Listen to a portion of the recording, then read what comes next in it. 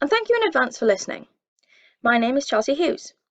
I'm a research assistant working at Swansea University with Dr. Ruth Horry, also based at Swansea University, Professor Lorraine Hope, based at the University of Portsmouth, and Professor Fiona Gabbett, based at Goldsmiths, University of London. Before I begin, I would like to thank the Road Safety Trust for funding this work, and our police partners who made this work possible. Today I'm going to be presenting the outcomes of our recent field trial of a new self-administered interview designed specifically for use in the investigation of road traffic collisions. In this presentation, I will provide some background on the self-administered interview, or SAI, including its history and its potential for application in the road traffic collision or RTC context. I will then present an overview of the methods used in the trial, including the design of the trial, descriptions of the reporting forms that were compared, and the cases included in the final sample. I will present the results of the field trial, including feedback received from participating witnesses and officers. Finally, I will present the conclusions and implications of the field trial, and our next steps. The SAI is an investigative tool designed to elicit detailed initial accounts of events from witnesses. It was created by Fiona Gabbett, Lorraine Hope, and Ron Fisher in 2009, and is based on the cognitive interview, which has long been considered a gold standard approach to witness interviewing. The SAI incorporates detailed instructions, non-leading cues, and open-ended prompts designed to provide high levels of retrieval support to the witness. Importantly, its self-administered format means that this additional retrieval support is provided without increasing demands on frontline officers.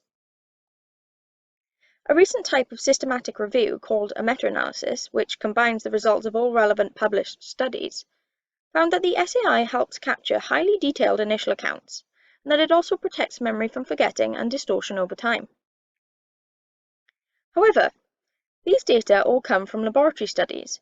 In most of these studies, participants watched a videotaped event, for example a car crash or a robbery, on a computer monitor, and were then asked to report their memory of the event. Usually, they would produce their report in the same testing session, typically within an hour. There are some legitimate questions that one could ask about whether these results translate to a real-world context. After all, the controlled setting of the laboratory differs from real life in a few potentially important ways. For example, the participants in these laboratory studies were mostly highly educated. For ethical reasons, participants are not typically shown events that are distressing, and participants in these studies know that they are taking part in research, and that their reports will have no impact on any real investigation. In stark contrast, witnesses to real events vary widely in their educational backgrounds, and can, of course, witness very traumatic events. They also know that their reports will be used in a real investigation, and so their motivations will be quite different to a participant in a laboratory study. At present, it is unknown whether the SAI is as effective in real-world contexts with real-world witnesses as it is in the laboratory. The road traffic collision context is a particularly promising policing context for the application of the SAI, and could be really helpful to frontline officers for several reasons. First, witness evidence is often crucial in road traffic collision investigations for establishing culpability and for the successful prosecution of dangerous, reckless, or careless drivers. It is not uncommon for road traffic collisions to be witnessed by multiple individuals, including passengers and non-involved observers. However, resources of frontline responders are often constrained, which limits the opportunity to capture detailed accounts from key witnesses in the immediate aftermath of an incident and in the subsequent days.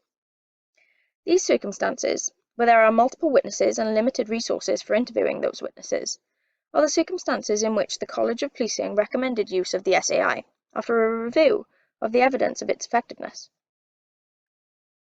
The potential of the SAI in the roads policing context was also recognised by senior officers within a roads policing unit in Wales, who approached the research team with a specific interest in its usage, and who also identified the Road Safety Trust as potential funders of the trial.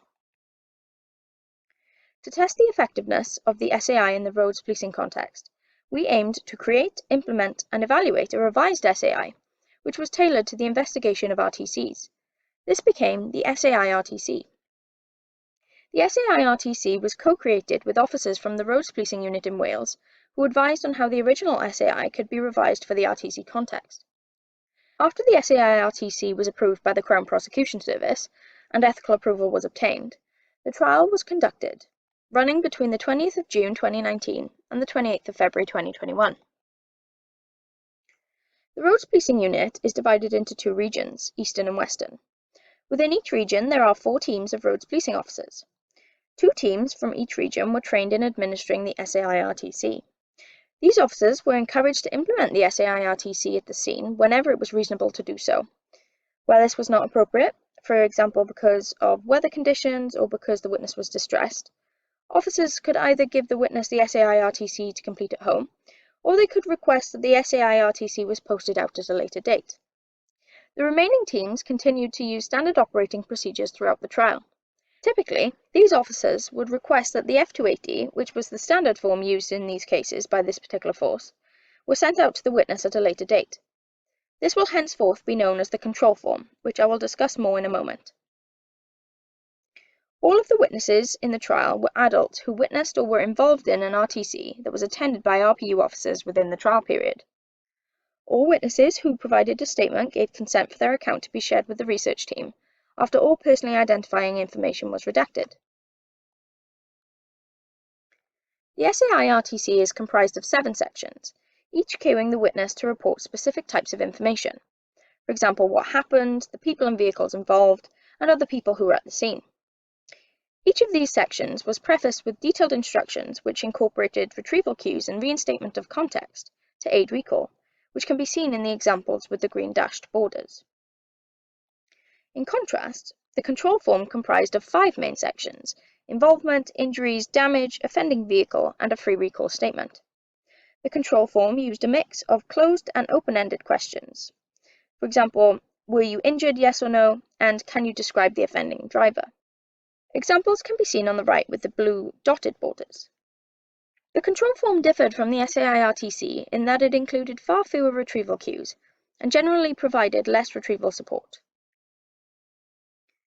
Reinstatement of context and retrieval cues are an integral part of the SAI.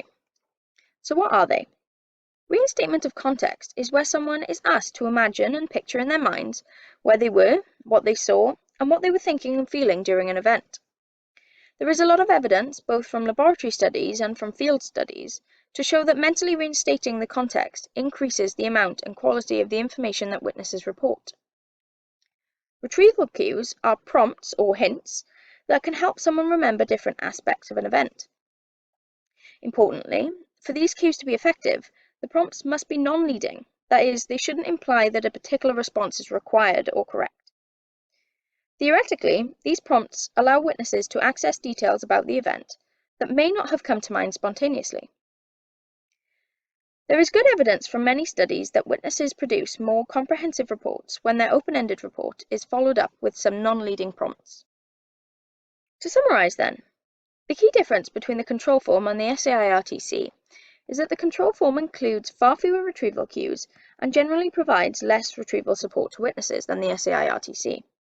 For these reasons, we predicted that witness accounts captured via the SAI-RTC would be more detailed than witness accounts captured via the control form. Witness accounts were analysed using a coding scheme that we developed specifically for this project. The coding scheme helps us change the information provided by witnesses into categories or codes that can then be analysed statistically. To create a coding scheme that best captured the types of information needed in investigations, we created the coding scheme with input from experienced RPU officers. The final coding scheme included 26 different codes, including person details, action details, vehicle details, and spatial details. Consider this example sentence: the man hit the left side of my car. We would code the following details within this sentence. Man would be a person detail, hit would be an action detail, the left side would be a spatial detail, and my car would be a vehicle detail. All eligible statements were coded by a single coder, and a subset of statements were also coded by another person, completely independently of the first. This double coding procedure allowed us to determine whether different coders would use the coding scheme in the same way and come to the same conclusions. It also allowed us to identify any problems with the coding scheme, which was then refined to reduce ambiguity. The revised coding scheme was then applied to all statements. In total, 389 statements were shared with the research team. However, some statements were excluded because they did not meet the eligibility criteria for the trial. For example, Prior to reading, 83 statements were excluded because they had not come from a Roads Policing Unit case, because the witness had not consented to their statement being shared with us, or because the witness was under 18 years old. After reading through the remaining 307 statements, an additional 30 were excluded because they were not eligible. For example, some of these witnesses had not seen the RTC or its immediate aftermath, and others did not provide any narrative account of the event at all. This left 276 statements in the final sample, of which 58 were SAI RTCs and 218 were control forms. This is quite an imbalance. We ended up with far more control forms in the final sample than SAI RTCs. There are a few reasons why this could be the case. One possibility is that fewer SAI RTCs than control forms were distributed to witnesses over the duration of the trial.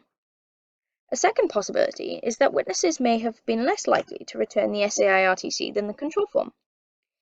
To test these two possibilities, the motoring unit within the police force in Wales provided us with data on the number of SAI RTCs and control forms that were distributed during the trial and how many were returned, which enabled us to calculate the return rates for both forms. This bar chart shows that far more control forms, the blue checked bar, were distributed to witnesses than SAI RTC forms, the red bar with the vertical lines. The second bar chart on the right shows the return rate for each type of form. We can see that about 56% of control forms were returned, which is shown by the blue checked bar, compared to 62% of SAI RTCs, which is shown by the red bar with vertical lines. Therefore, we can conclude that the imbalance between SAI RTC forms and control forms in our final sample was not due to witnesses not returning SAI RTC forms, but appears to be driven by fewer SAI RTC forms being requested over the course of the trial compared to control forms.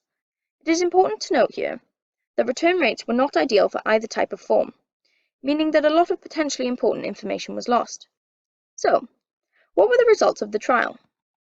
We predicted that witnesses completing the SAI RTC would produce more detailed reports overall than witnesses completing the control form. That is, we expected that, on average, the total number of details included in the SAI RTC statements would be greater than the total number of details included in the control forms. This was confirmed, with an average increase of around 57% in total details reported. This difference is clearly visible in this bar chart, which compares the SAI RTC group, represented by the red bar with vertical lines, and the control group, which is represented by the blue checked bar. We also predicted that witnesses completing the SAI RTC would report more of each type of detail than those completing the control form. This prediction was also confirmed. The graph on the slide shows the difference between the groups for each detail category. We can see that witnesses in the SAI RTC group, who are represented by the red bars with vertical lines, reported more of each type of detail than witnesses in the control group, who are represented by the blue checked bars. Across detail categories, the SAI RTC was associated with between 40% and 80% more detail. We also coded the presence or absence of particular types of investigation-relevant information in each statement. The graph on this slide shows how frequently different types of information were included in the SAI RTC and in the control form. Witnesses who completed the SAI RTC, who are represented by the red bars with vertical lines, were much more likely than witnesses who completed the control form, who are represented by the blue checked bars, to include the following types of information: whether they had discussed the incident with another person, either during or after the event, the road conditions and weather conditions at the time of the incident, and visibility, i.e. whether it was light or dark at the time. Witnesses were also much more likely to provide a sketch if they completed a SAI RTC, shown by the red bar with vertical lines in the bar chart, than if they completed a control form, shown by the blue checked bar in the bar chart. Witnesses completing the control form almost never produced a sketch of the scene, whereas almost all witnesses completing the SAI RTC produced a sketch. Some examples of the sketches provided in the SAI RTC can be seen on the slide. As you can see, sketches were typically a bird's eye view of the scene, and annotated, which provided spatial information that otherwise may not have been captured in their statement, such as direction of travel and where they were in relation to other things or people. We also examined whether cases in which the SAI RTC was used were associated with different case outcomes than cases in which the control form was used. Information on case outcomes was provided by the motoring unit within the cooperating police force, and we categorised case outcomes into three groups: cases that proceeded to court, cases that ended in an action short of a court prosecution, such as a written warning or driver awareness course, or cases in which no action was taken. In the table on the slide, you can see the different case outcomes in the left-hand column, with the different groups in the first row on the top. Data for the control form cases will be shown in the middle column, and data for the SAI-RTC cases will be shown in the right-hand column. Here, the letter N refers to the numbers of cases in each group. In total, our sample included 130 control form cases and 31 SAI-RTC cases. Looking first at court prosecutions, we can see that approximately 50% of control form cases and approximately 61% of SAI-RTC cases proceeded to a court prosecution. However, these numbers were not statistically different from each other, meaning we cannot conclusively say anything about whether the SAI-RTC is associated with the likelihood of a court prosecution. We'll look next at cases in which no further action was taken. In approximately 23% of SAI-RTC cases and 21% of control form cases, no further action was taken. Again, these numbers were not statistically different from each other. Finally, approximately 16% of SAI-RTC cases and approximately 28% of control form cases resulted in action that fell short of a court prosecution. Again, these percentages were not statistically different from each other. Overall then, we did not observe any statistical differences in case outcomes between the SAI-RTC and control form cases. However, we also cannot conclude that there are no differences, as our sample may have been too small to detect any differences. Furthermore, we might not necessarily expect a straightforward relationship between form type and case outcomes. The extra detail reported in the SAI-RTC should hopefully increase the likelihood of an appropriate outcome, which is not always going to be a court prosecution. In addition to examining case outcomes and the content of witness accounts, we also asked the participating officers and witnesses about their experiences of using the SAI-RTC. To obtain feedback from officers, we developed a questionnaire, which was circulated online. 7 officers responded, and we are very thankful to those officers for taking the time to complete the feedback questionnaire and for being so forthcoming in their responses.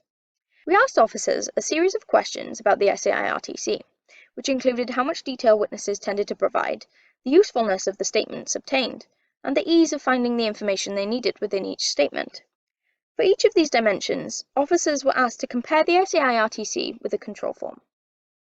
This table shows the number of officers who felt that the SAI-RTC compared favourably to the control form, the number who felt that the SAI-RTC and control form were about the same, and the number who felt that the SAI-RTC compared unfavourably to the control form. As you can see in the second row of the table, 6 of the 7 respondents indicated that the SAI-RTC provided statements that were as detailed as control form statements, and 1 respondent felt that the SAI-RTC statements were more detailed than the control form statements. That is, all of the respondents felt that the SAI-RTC statements were as or more detailed than control form statements. In the third row of the table, we can see that most respondents felt that statements obtained via the SAI-RTC were as useful or more useful than the control form statements. Specifically, 4 respondents indicated that SAI-RTC statements were as useful as control form statements, and 1 respondent felt that the SAI-RTC statements were more useful than control form statements, a total of 1 officer. The remaining 2 respondents felt that the SAI-RTC statements were less useful than control form statements. Finally, in the fourth row, you can see that 5 of the 7 respondents felt that it was easier to find the information they needed in the SAI-RTC statements than in the control form statements. However, 2 respondents felt the opposite was true. Additionally, when asked what they liked most about the SAI-RTC, several respondents highlighted the amount of detail that witnesses tended to provide and the SAI-RTC's potential as an evidential statement. These were also given as reasons for why these officers would choose an SAI-RTC over a control form in future investigations. However, several respondents also reported that there were some significant barriers to using the SAI-RTC. One barrier is that officers felt that control forms already provided enough information and that there was no need for a different form. However, the data from the trial show unequivocally that on average, witnesses who completed a SAI-RTC reported more detail than those who completed a control form.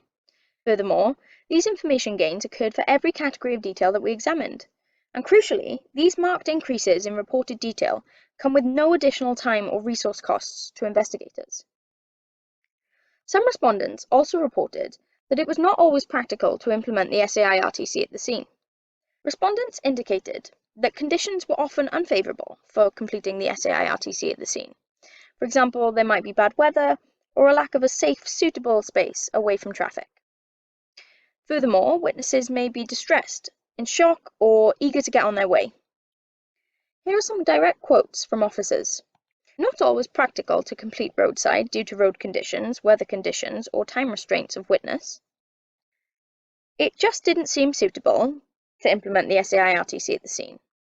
People want to leave or they are in shock. For these reasons, only a small fraction of the SAI-RTCs in the trial were administered at the scene. However, despite the delay in administration, the SAI-RTC still retained its effectiveness. That is, witnesses completing the SAI-RTC still recalled more information than witnesses completing the control form statements, even when the SAI-RTC wasn't administered at the scene. These findings suggest that the SAI-RTC is a useful tool, even if it is routinely completed in the days or weeks following the collision.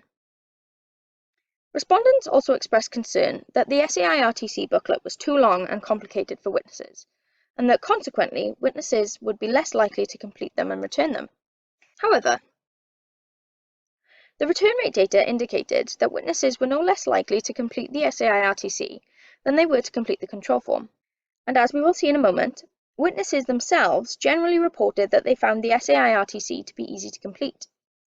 However, we absolutely take on board concerns about the length of the SAI-RTC, and are currently undertaking some work to look at how it can be streamlined. I will discuss this in more detail later. All witnesses who were provided with an SAI-RTC were also provided with a brief feedback form, which was attached to the end of the SAI-RTC booklet. This feedback form comprised of 2 closed questions, in which participants were asked to rate ease of use and the degree to which the SAI-RTC helped them remember the event, and 4 open-ended questions, in which they could provide their feedback about what was good and how the form could be improved. Most witnesses who completed the SAI-RTC also provided at least some feedback. Of the witnesses who completed the question, 84% indicated that completing the SAI-RTC was either very easy or quite easy. Furthermore, 71% of witnesses indicated that completing the SAI-RTC definitely or probably helped them remember the incident in more detail. Overall then, most of the witnesses who completed the witness feedback felt that the SAI-RTC was easy to use and helped them remember the event in more detail. This feedback, along with the return rate data, provides some reassurance that the SAI-RTC wasn't too difficult for witnesses to complete. Some witnesses did indicate that they found the SAI-RTC to be too long, which does mirror the concerns expressed by some of the officers in the trial. Several witnesses also indicated that they would have liked to have received the SAI-RTC more quickly after the incident. Others suggested that they would have preferred to complete an online or digital version of the form. What can we conclude from this field trial? First, witnesses who completed the SAI-RTC provided significantly more information than witnesses who completed the control form. Their accounts provided more incident-critical information, including information about the people and vehicles involved, how, where, and when the incident took place, and relevant information about weather, road, and visibility conditions. Additionally, people who completed a SAI-RTC were more likely to complete a sketch. We found no differences in case outcomes between the groups, with around 55 to 60% of all cases proceeding to a court prosecution. These findings indicate that the SAI-RTC can be successfully used to prosecute dangerous or reckless drivers. The take-home message is that the benefit of using the SAI found in the laboratory does appear to translate to a real-world context. That is, the increase in detail we have seen in many lab studies, where many aspects are controlled, is also evident in this trial. Overall, the results of the trial indicate that the SAI-RTC may be a useful investigative tool in the RTC context, at least in some cases, especially those in which there are not sufficient resources to formally interview all key witnesses.